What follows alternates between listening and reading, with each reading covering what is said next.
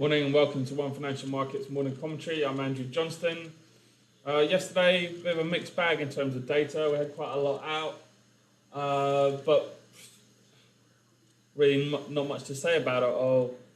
Pending home sales minus 0.8 versus plus 0.4 expected. PMI, Chicago PMI is 58.9 versus 58.5. Yeah, everyone's waiting for the non-farm payroll today, and it's the same every single month. It's so boring. Non-farm payroll measuring the change in number of people employed during the previous month. It's 180 survey, 209 prior. I reckon it'll be around about 180 or lower. What's going to happen? But if it comes in 340, 240, oh great! So there's more people employed. That's brilliant. Everyone high five each other. That's fantastic. The economy's doing brilliant. If the measure of your economy is just looking at your Dow index, then fine. Yeah, well done. Trump's done brilliant. It's up 20%. As from his inauguration, but if we actually look about the social political issues that are going on in the States at the moment, and the fact that there's still a very viable threat from North Korea in terms of a nuclear confrontation. So that's kind of just what's at the front of my mind and all this stuff. It's not this micro stuff at the moment. This will keep ticking along. People, whether there's an extra 30,000 jobs made today, 100,000 jobs can be lost the next month, and it's all based on central banks and their low rates.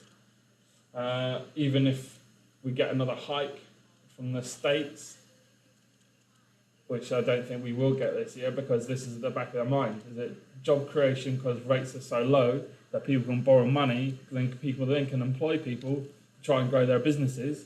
If they hike rates so much, then all of those businesses are zombie businesses that have been relying on low rates suddenly collapse. They then suddenly have to sack or make redundant all of the people who work for them.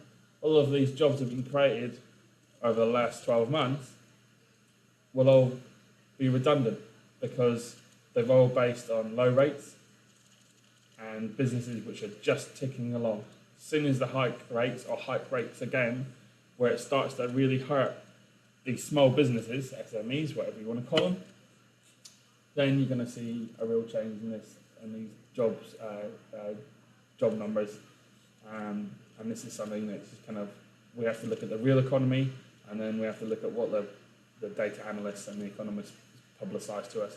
Not saying they're fudging anything, but I'm saying there's a real underlying tone to where I think we all know where the real economy is and where the economy is that we see on the screens all day.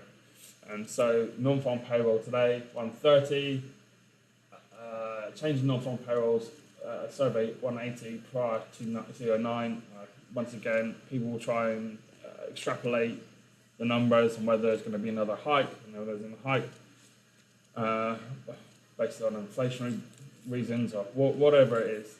It's put the economics aside. You can get a book and you can dig out what it all means, but there is underlying economic realities here for if stuff is increased, hike rates, whatever way you want to do it, on these smaller businesses, and these smaller businesses are the ones posting these job figures.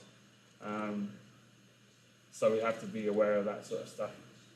So once again, non-farm payroll to me is a horrible day. I do not enjoy it whatsoever. I do not enjoy the noise or the volatility around it because it's directionless and it's like a circus.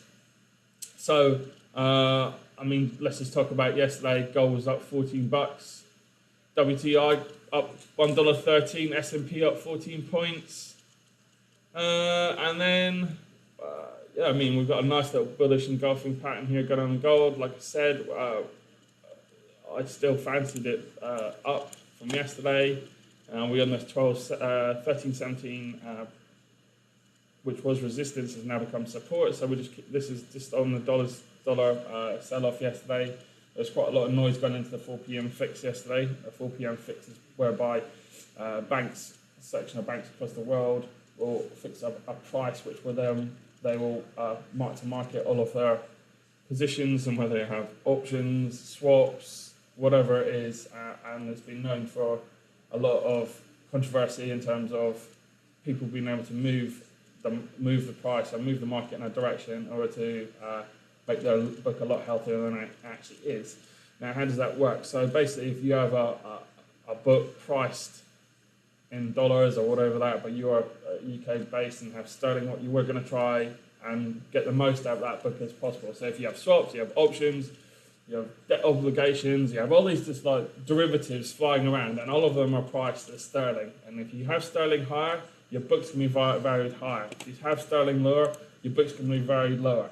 So guess what you do at the end of the month? You try and get the value of a book as high as possible. Now, if that's by buying sterling to get it through 129 up to 129.30, then that's what you do. And that's what looked like it happened yesterday during the fix. It looked like we had a nice little rally in sterling. Let's just bring up the chart here. Here we go. So where's 4 p.m.? Just here.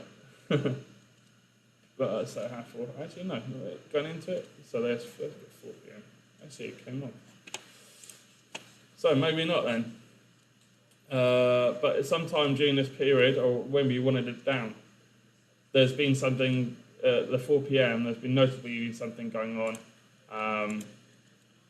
Here we go. So that's a better one that shows the story. So we had a notable sort of spike and then flattened and then open and closed. But we did have some movement going into the 4 p.m. fix. And like I say, if you have a whole book, if you're a bank and have a whole book of derivatives all priced in certain currencies, and you can get that currency higher in order to get the value of your book and the value of your assets higher, this is where the 4 p.m. fix comes into play.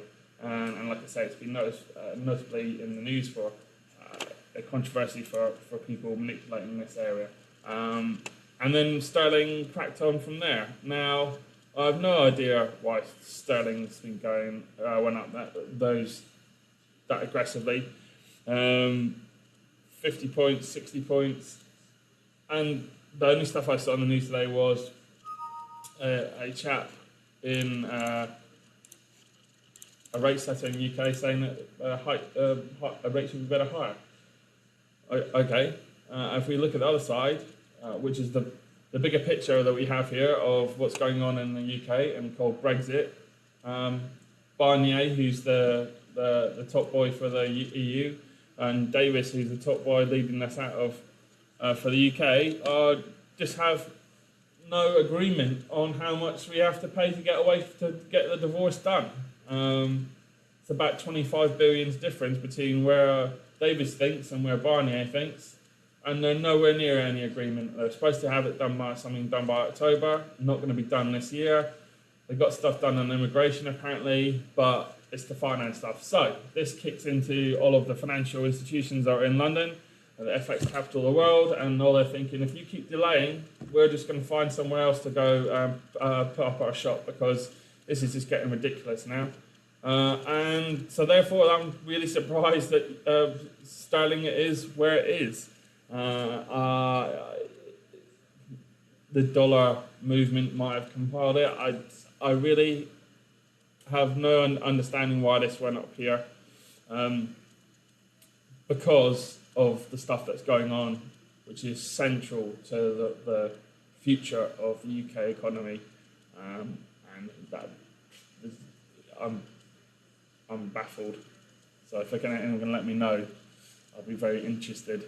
But today, from the front lines, we're just waiting for non-farm payroll, and we'll see what we'll see there. But like I say, you have to be very careful over this number. I would advise not trading over it because it is very volatile and just crazy. But if you're going to do it, all the best.